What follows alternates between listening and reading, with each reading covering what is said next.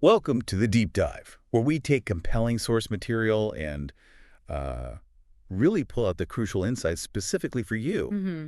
Today, we're plunging into, a really fascinating article from 1998, Integrated Constructivist Education, Challenge and Reality. Yeah, Our goal, to unpack the history and the ongoing complexities of how we think about education and learning. right. We know you're looking to get smart on this, quickly but thoroughly. So consider this your sort of fast track to grasping some fundamental shifts in educational thinking. And it's a conversation with deep roots. The article starts by highlighting a quote from Miller, Curtis, and Waters way back in 1931. 1931, wow. Yeah, talking about a complete reversal of viewpoint, shifting the focus from simply teaching subjects to truly teaching children.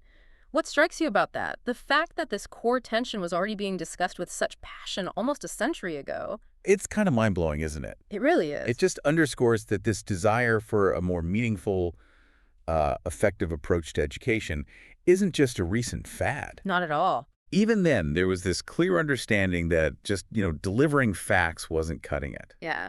And that brings us to a central idea we're going to explore, constructivism. Right. The article points out that while there are different interpretations, the core idea is that learners actively build their own understanding. Mm. They don't just passively receive information. Exactly. Think of figures like Dewey, Piaget, Piaget. Vygotsky, yeah, the Mhm. cornerstones. Dewey emphasizing learning through doing, Piaget highlighting stages of cognitive development, and Vygotsky underscoring the social aspects of learning. These are foundational. Okay. And the article does a great job outlining some key principles that most constructivist approaches share. We're talking about the active construction of knowledge by the learner. Okay. The idea that the learner is inherently active and also self-regulating in their learning It's process. regulate interesting. The critical role of prior knowledge, what you already know, your experiences, that's the foundation for any new learning. And the understanding that learning is a social activity, deeply connected to relevant and meaningful contexts. Okay, so that gives us a good handle on what constructivism is about. But to really grasp its significance, it's helpful to see what it stands in contrast to. Good point. The article references Phillips, who goes back to Plato, actually, Yeah. to illustrate a non-constructivist view.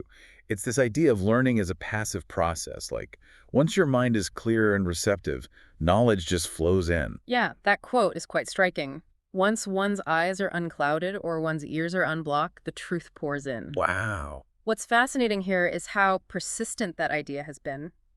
Even Dewey, as the article notes, strongly critiqued this perspective, where students are almost seen as just theoretical spectators, passively absorbing knowledge. Who's watching? Yeah. Exactly. He pointed out the negative consequences of this separation of active experience from intellectual understanding, this dualism of mind and body. Which really connects with a lot of the problems the article raises about more traditional skills-based approaches, doesn't it? Absolutely. It talks about the boredom it can create for students, the lack of perceived relevance, and this heavy focus on just memorizing facts.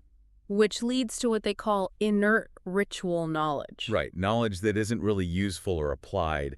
And I think the point about emphasizing innate talent over effort is a big one, too. Oh, definitely. This idea that some people are just naturally good at things and others aren't. Yeah. But the article also makes it clear that passionate teachers have been a major driving force for seeking better ways. Absolutely. And that leads us nicely into how we organize learning.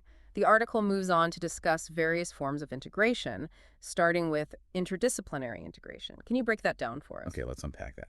Interdisciplinary integration is essentially about bringing together subjects that are, well, closely related within a single discipline. Okay. Think about language arts that includes reading, writing, speaking, and listening. Or social studies, which covers areas like geography, economics, history, sociology, stuff like that.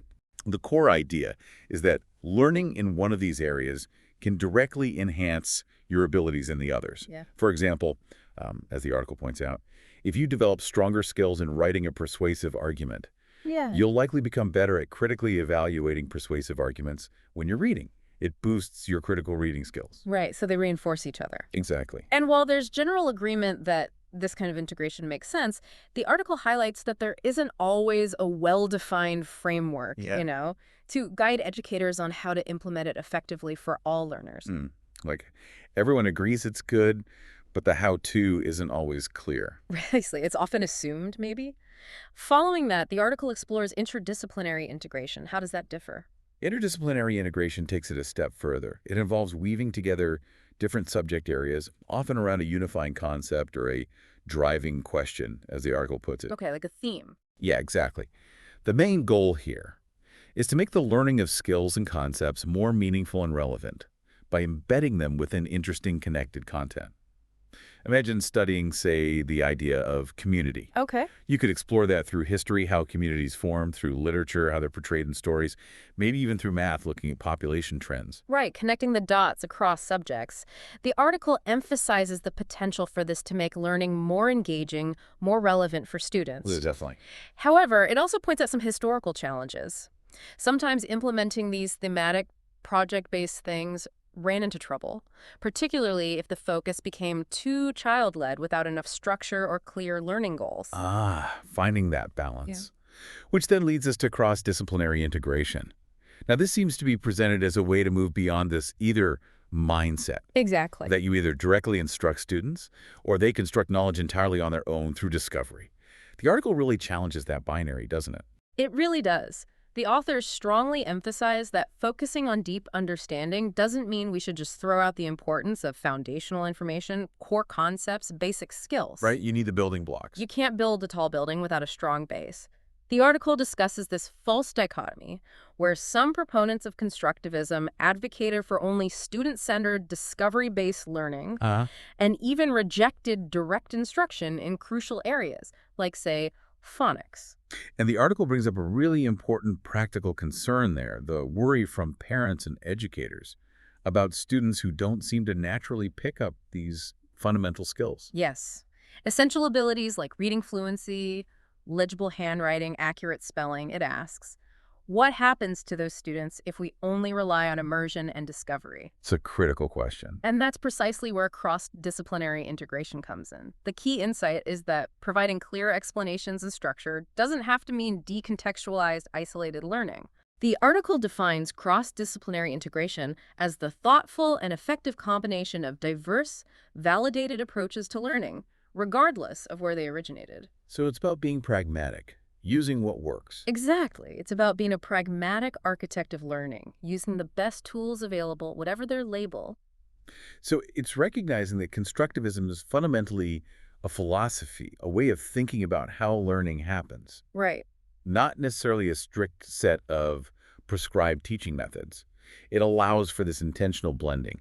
The article revisits those false dichotomies. Yeah, constructed versus instructed knowledge. Teacher-directed versus student-directed. An understanding versus rule following, discovery versus meaningful practice. It's not necessarily one or the other. Exactly. The article stresses that the relevance and effectiveness of any instruction really depend on whether the student understands the purpose and sees the content as central and meaningful. Makes sense. It has to matter to them.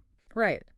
And it points out a recurring issue in education, this tendency for programs to promote extreme, one-size-fits-all solutions. The pendulum swings. Exactly, those predictable swings in practice we've all seen. But the alternative, as the article argues, is to thoughtfully combine these well-supported viewpoints. It gives some really compelling examples, like the 4 blocks framework for literacy, which intentionally brings together guided reading, self-selected reading, writer's workshop, and working with words. It sounds like a promising way to cater to different needs. Precisely. And the authors also mention things like the Success for All program and integrating self-regulated strategy development within process writing as other examples where this cross-disciplinary approach showed positive results. So it's about being pragmatic, using evidence, even if it mixes theoretical perspectives. Yes, exactly. Don't get stuck in one narrow camp. Okay, so we've looked at the history in these different integration types. Now, the article shifts to some really significant contemporary challenges that make this integrated constructivist approach even more critical. The first is diversity. A hugely crucial point. The article emphasizes the growing diversity in U.S. schools, academic, cultural, linguistic, economic, racial, all of it. Yeah. It even cites stats from the mid-90s showing big increases in kids with limited English proficiency and immigrant children, plus rising child poverty, policy shifts like detracking and inclusion. It all adds up to incredibly varied classrooms. And the article makes a really important point here. Students facing significant challenges, maybe social inequities, language barriers, learning differences, might actually need more explicit, structured instruction for certain things. That's right. It's not about lowering expectations at all. It's Yeah. about providing the right targeted support so they can succeed. Okay. And this diversity intersects with another major force, standards-based reform. Yeah.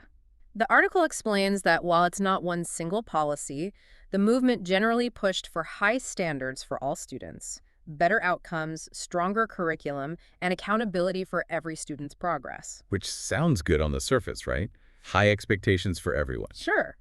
But the article astutely points out that while many standards emphasize active, constructivist learning, teachers need pedagogical flexibility. They need a wide range of methods to actually reach all these diverse learners and keep them motivated. They need the right tools for the job. Exactly. To translate those high standards into real learning for every single student. And it's this convergence, the push for reform, high standards, and increasing diversity that really motivated the authors to put together this special issue of the journal. Precisely. They wanted to dig into these complexities and show concrete examples of where integrated constructivist approaches were actually working in real classrooms. Okay, so the article itself is kind of setting the stage for a deeper exploration. It mentions later articles in the issue focusing on things like strategies, instruction, motivation, Right, classroom exemplars like Kurai. language arts integration, Mhm. and even why students choose to learn or, well, not learn. Yeah, it gives a good sense of the broader conversation happening then. Great. And as the article concludes, it reiterates a really fundamental point. There's no single, simple solution, no magic bullet for school success or failure, or for tackling bigger social inequalities. Right, it's complex. Very. While some might be optimistic that a pure constructivism could change society, the authors here are more cautious, more nuanced. But they do strongly emphasize the value of having these different theories and even competing models. Absolutely. It's through that exchange, that critical evaluation, what they call competitive, contiguous problem solving, that we ultimately improve teaching and learning. And what about the practicality? Some might say these integrated approaches are just idealistic. Well, the article addresses that. It points out that many dedicated teachers are already creatively finding ways to balance different instructional methods within a broader constructivist philosophy. It is happening. Yes, and crucially, these aren't just random mixes. They involve thoughtful selection and evaluation of principled, validated components. So the key takeaway isn't about picking a side, is it? Not at all. It seems to be about this continuous process of thoughtfully integrating different validated approaches, guided by a constructivist view that values active learning, building understanding, making it relevant. While also responding to diverse needs and standards. Exactly. And the authors hope exploring these ideas encourages that kind of thoughtful integration in practice.